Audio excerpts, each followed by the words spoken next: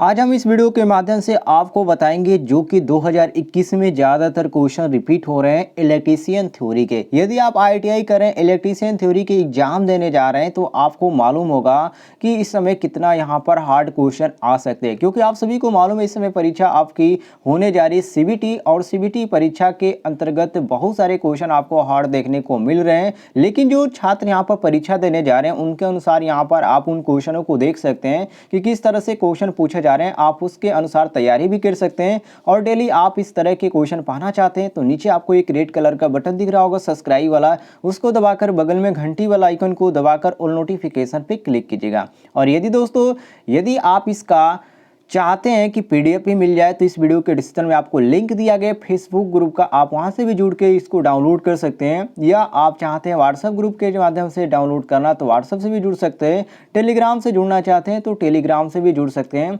आपको सारी व्यवस्था यहाँ पर दे दी गई इस वीडियो के डिस्क्रिप्शन में। तो चलिए यहाँ पर हम क्वेश्चन स्टार्ट करते हैं आज का। सबसे पहला क्वेश्चन आपसे यहाँ पर मैं कवर कर रहा हूँ, जो कि ये सारे क्वेश्चन आपके परीक्षाओं में पूछे गए उसी के अनुसार मैंने यहाँ पर क्वेश्चन कवर किया है। पहला क्वेश्चन इसमें कि कम समय में उच्च दर से बैटरी आवेशित करने हेतु कौन सी विधि अपनाई जाती है। तो बूस्ट जो आवेशन विधि होती है वो अपनाई जाती है, जो कि ऑप्शन में हमारा बी ऑप्शन दिया गया। तो क्वेश्चन के अनुसार हमारा बी ऑप्शन बिल्कुल करेक्ट आंसर हो जाता है। अगले क्वेश्चन पे आते हैं, जिसमें क्वेश्चन पूछा गया है कि कार्बन जस्ता शुष्क सेल में कौन सा विद्युतीय अपघट्य उपयोग किया जाता है। पहला ऑप्शन देंगे तनु सल्फ्यूरिक अम्ल, बी ऑप्शन देंगे अमोनियम क्लोराइड, और सी ऑप्शन देंगे पोटेशियम हाइड्रोक्साइड, और डी ऑप्शन देंगे यहाँ पर सांद्र।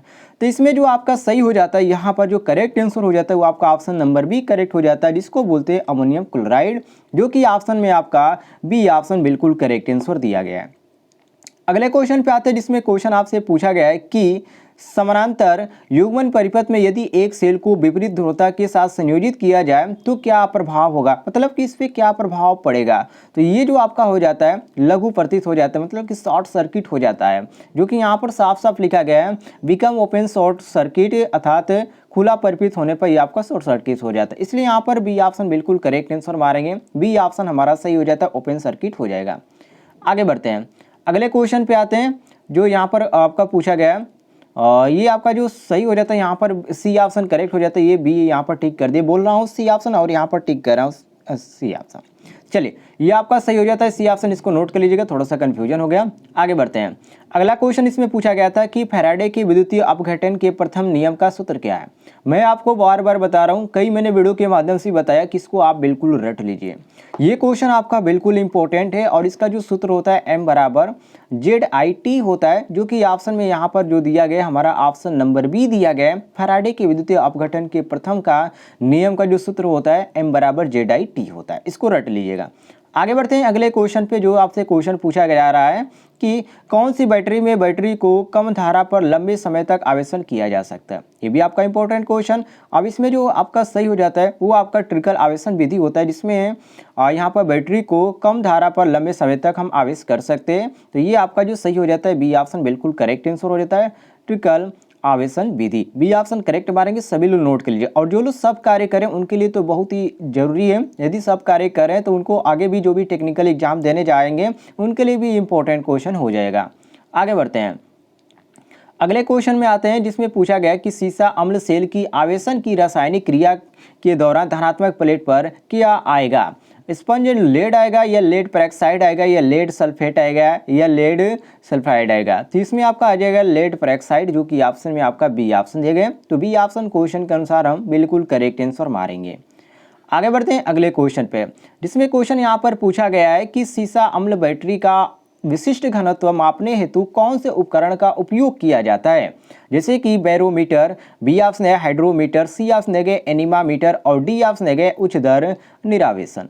अब इसमें जो आपका सही हो जाता है यहाँ पर ऑप्शन नंबर बी करेक्ट हो जाता है, जिसको हम हाइड्रोमीटर बोलते हैं। ठीक है, ये क्या कहा जाता है, ये सीसा अम्ल जो होता है उसकी विशिष्ट घनत्व को मापने के उपयोग में इसका प्रयोग किया जाता है। तो बी ऑप्शन हम बिल्कुल करेक्ट आंसर मारेंगे।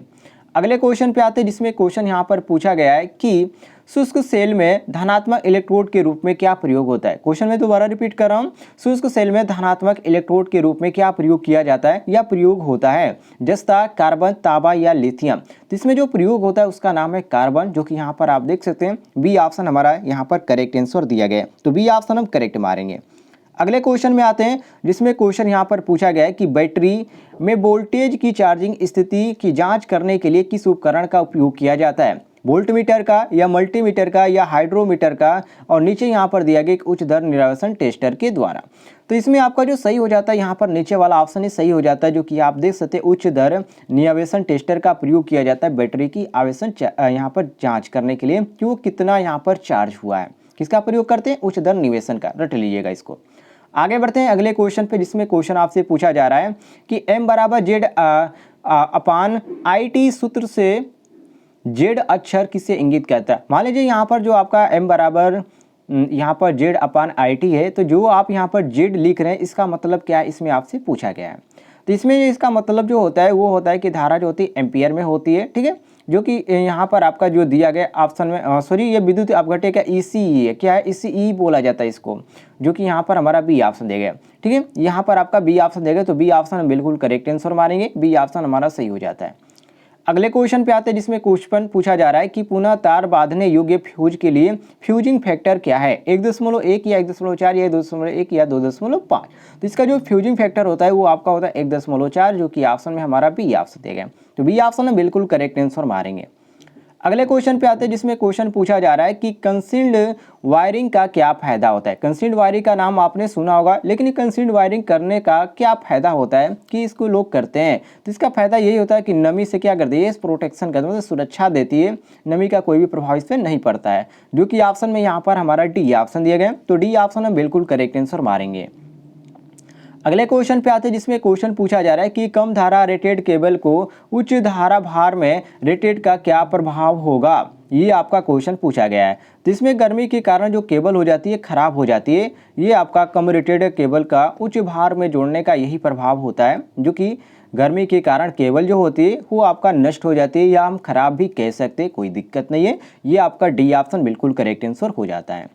अगले क्वेश्चन पे आता है, जिसमें क्वेश्चन पूछा जा रहा है कि किस प्रकार के रिले को एसी और डीसी दोनों में संचालित किया जा सकता, फेराडे रिले या उस्मिया रिले या आवेग रिले या ड्राई रीड रिले। तो इसमें आपका जो सही हो जाता है यहाँ पर ऑप्शन नंबर सी करेक्ट हो जाता है, जिसको बोलते हैं आवेश रिले, सॉरी आवेग रिले, जो कि यहाँ पर हमारा सी ऑप्शन दिया गया, तो सी ऑप्शन हम क्वेश्चन के अनुसार बिल्कुल करेक्ट आंसर मारेंगे। अगले क्वेश्चन पे आते हैं, जिसमें क्वेश्चन पूछा जा रहा है कि घरेलू तारों में लचीला तारों का क्या उद्देश्य है, संयोजित वायरिंग या अस्थायी संयोजन या सीलिंग में छेद के माध्यम से केबल चलाएं, या डी ऑप्शन दिया गया है कि ट्रांसपोर्टेबल उपकरण कनेक्शन। अब इसमें जो आपका सही हो जाता है यहाँ पर नीचे जो आपका दिया गया ट्रांसपोर्टेबल उपकरण कनेक्शन, ये आपका क्वेश्चन के अनुसार बिल्कुल करेक्ट आंसर हो जाता है, हम डी ऑप्शन बिल्कुल करेक्ट आंसर मारेंगे। हर एक क्वेश्चन को रट लीजिएगा, क्योंकि यहाँ पर मैं जो क्वेश्चन कवर किया हूँ यहाँ पर क्रम वाइज नहीं है, तो इसलिए आपको थोड़ा सा देखने में भी दिक्कत हो रही हो कि यहाँ पर क्रम वाइज क्वेश्चन नहीं, बिल्कुल क्रम वाइज क्वेश्चन नहीं, जैसे क्वेश्चन मुझे यहाँ पर मिला है वैसे मैं आपको यहाँ पर प्रोवाइड कर रहा हूँ जो इंपॉर्टेंट है। क्वेश्चन यहाँ पर पूछा गया है अगला कि यह प्रतीक किसका है, ये जो आपके सामने यहाँ पर जो प्रतीक है ये किस चीज़ का प्रतीक है। कुछ लोग यहाँ इसका समझ गए होंगे, क्योंकि जो लोग वायरिंग किए होंगे वो लोग आसानी से समझ सकते हैं। ये जो आपका सीलिंग फैन का, जो कि यहाँ पर छत का पंखा, ऑप्शन में आपका बी ऑप्शन देगा, तो ये हमारा बी ऑप्शन करेक्ट हो जाता है। अगले क्वेश्चन पे आते हैं, जिसमें क्वेश्चन पूछा जा रहा है कि कौन सी विद्युतीय सामग्री सामानों को या किस सामान्य वर्गीकरण से संबंधित है, फ्यूज या सीलिंग रोज या इंटरमीडिएट स्विच या पेडेंट लैंप होल्डर। तो इसमें आपका जो सही हो जाता है बी ऑप्शन सही हो जाता है, जिसको हम बोलते हैं सीलिंग रोज, जो कि यहाँ पर हमारा दिया गया बी ऑप्शन, तो क्वेश्चन के अनुसार बी ऑप्शन हमारा बिल्कुल करेक्ट आंसर हो जाता है। अगले क्वेश्चन पे आते हैं, जिसमें क्वेश्चन पूछा गया कि एमसीबी का अनुप्रयोग कौन सा है, मतलब कि डीसी श्रृंखला में एमसीबी मिनिएचर जो सर्किट ब्रेकर होता है, ये सारे जो शॉर्ट नेम है उसको आप ध्यान से रख लीजिएगा। जो एक होता है आपका एमसीबी, ये तो हो गया आपका मिनिएचर सर्किट ब्रेकर, और एक आपका होता है ईएलसीबी होता है अर्थ लिंकेज सर्किट ब्रेकर, ठीक है। तो इन सारे शॉर्ट नेमों को रख लीजिएगा, यहाँ पे इसको ध्यान रखिए, क्योंकि ये भी आपका इंपॉर्टेंट क्वेश्चन होता है और ये बार बार परीक्षा में पूछे जा रहे हैं। शॉर्ट नेम एक आध दो क्वेश्चन आपको जरूर देखने को मिल जाता है। एमसीबी वैसे मैं आपको बता दूं ज़्यादातर ये एमसीबी ही पूछा जाता है। तो इसमें आपसे पूछा गया है कि डीसी श्रृंखला एमसीबी का अनुप्रयोग कौन सा है, तो यहाँ पर आपका सी ऑप्शन करेक्ट हो जाता है, जो कि लोकोमोटिव है, जो कि सी ऑप्शन यहाँ पर दिया गया बिल्कुल करेक्ट आंसर। अगले क्वेश्चन पे आते हैं, जिसमें क्वेश्चन पूछा जा रहा है कि एमसीबी का विस्तार क्या। देखिए मैं आपको बोला था कि एमसीबी का आप नाम जरूर इसको पूरा कर रख लीजिएगा, जो कि यहाँ पर साफ साफ नजर आ रहा है एमसीबी का विस्तार क्या है। तो इसमें आपको मिनिएचर सर्किट ब्रेकर, जो कि ऑप्शन में बी देखने को मिल जाएगा, तो हम बी ऑप्शन बिल्कुल करेक्ट आंसर मारेंगे। अगले क्वेश्चन पे आते हैं जिसमें क्वेश्चन पूछा गया है कि गैस टाइट और विस्फोटक स्थापना के लिए किस प्रकार का कंड्यूट का उपयोग किया जाता है, मतलब किस प्रकार की कंड्यूट का इस्तेमाल हम करते हैं। तो कठोर इस्पात कंड्यूट का इस्तेमाल करते हैं, जो कि ऑप्शन में हमारा बी ऑप्शन दिए गए। तो बी ऑप्शन क्वेश्चन के अनुसार बिल्कुल करेक्ट आंसर हो जाता है। अगले क्वेश्चन पे आते हैं जिसमें क्वेश्चन पूछा गया कि वायरिंग के लूपिंग सिस्टम में फेज कंडक्टर को कहाँ लगाया जाता है। ये जो फेज कंडक्टर होते हैं इसको हम कहाँ इस्तेमाल करते हैं, तो सॉकेट संयोजन में इसको इस्तेमाल किया जाता है, जो कि ऑप्शन में हमारा डी ऑप्शन दिया गया है। तो डी ऑप्शन करेक्ट आंसर हो जाएगा इसका। आगे बढ़ते हैं अगले क्वेश्चन पे जिसमें पूछा गया है कि फ्यूज किस प्रकार के सामान के अंतर्गत आता है। जो फ्यूज होता है ये आपका क्या नियंत्रक सामान के अंतर्गत आता है, या पकड़ने योग्य सामान के, या सुरक्षा सामान के, या निर्गत सामान के। तो ये जो आपका आता है फ्यूज, इसको हम यूज करते हैं एक सुरक्षा के अंतर्गत करते हैं, मतलब कि मेन यहाँ पर जो होता है लाइन, उसमें आपको फ्यूज का उपयोग करते हैं, जिससे कि कोई भी शॉर्ट सर्किट हो तो वो आपका प्रभाव न डले अदर जो परिपथ है उस पर। तो ये आपका सी ऑप्शन बिल्कुल करेक्ट आंसर हो जाता है। अगले क्वेश्चन पे आते हैं जिसमें क्वेश्चन पूछा जा रहा है कि उपभोक्ता मुख्य बोर्ड में सेवा संयोजन आपूर्ति किस स्थान से जुड़ी होती है। तो ये आपका जो जुड़ा होता है वो आपका ऊर्जा मापी पे जुड़ा होता है, जो कि ऑप्शन में आपका सी ऑप्शन दिया गया। तो सी ऑप्शन हम क्वेश्चन के अनुसार बिल्कुल करेक्ट आंसर मारेंगे। अगले क्वेश्चन पे आते हैं जिसमें क्वेश्चन पूछा गया है कि सिस्टम अर्थिंग कहाँ किया जाता है। जो सिस्टम अर्थिंग है उसको हम इस्तेमाल में कहाँ करते हैं, तो हम जो जनरेटिंग स्टेशन होते हैं उसका वहाँ पर इसका सिस्टम जो अर्थिंग है वहाँ पर इसका प्रयोग किया जाता है। तो यहाँ पर ए ऑप्शन हमारा बिल्कुल करेक्ट आंसर हो जाता है।